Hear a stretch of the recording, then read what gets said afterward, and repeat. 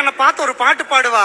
ஆடியில செய்தி சொல்லி அவனியில் தேதி வச்சு செய்தி சொன்ன மன்ன வருதான். இப்படியே பாடிட்டு கடைசியில் ஒரு வரி சொல்லுவா.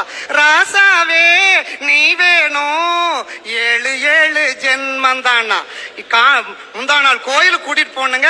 அர்ச்சகர் திருநீரு சந்தனம் குங்குமம் கொடுத்தார். நான் அழகா எடுத்து நெத்தியில பூசிட்டேன். என் மனைவி திருநீரை மட்டும் பூசணுவா, குங்குமத்தை எடுத்து இந்த தங்கத்தாலான ஆம்பளை கட்டியிருக்கான் பார் தாலி, அதுல வச்சு அமுக்குற. ஐயா நான் எதுக்குன்னு கேட்டேன். என் மனைவி சொன்னா, இற்றைக்கும் 7 பிறவிக்கும் இந்த இளிச்சவாயனே புருஷனா வரணும்.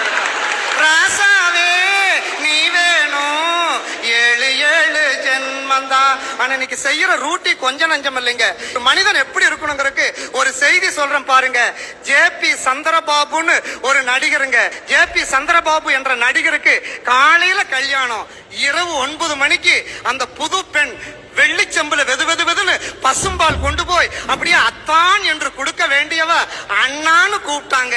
ஜேபி சந்திரபாபு கேட்டா, என்னம்மா முதல் இரவுல கட்டின புருஷனை அண்ணான்னு கூப்பிடுறேன்னு கேட்ட போது அந்த பெண் சொன்னா, நான் 5 வருடமாக ஒரு வாலிபனை காதலிச்சேன், மனசார விரும்பினேன், எங்க அப்பா பிரிச்சு பெரிய நடிகர்னு உன் தலையில கட்டிட்டாருன்னு சொன்ன போது சந்திரபாபு அந்த கைப்படாத ரோஜாவை அந்த பெண் யார விரும்பினாலோ அந்த காதலனிடமே ஒப்படைச்சிட்டு வந்தார். அவங்க அப்பா சொன்னார், கேட்டாரு, மகனே சந்திரபாபு, நீ மிகப்பெரிய நடிகர்ரா, ஆனா எல்லாத்தையும் தானம்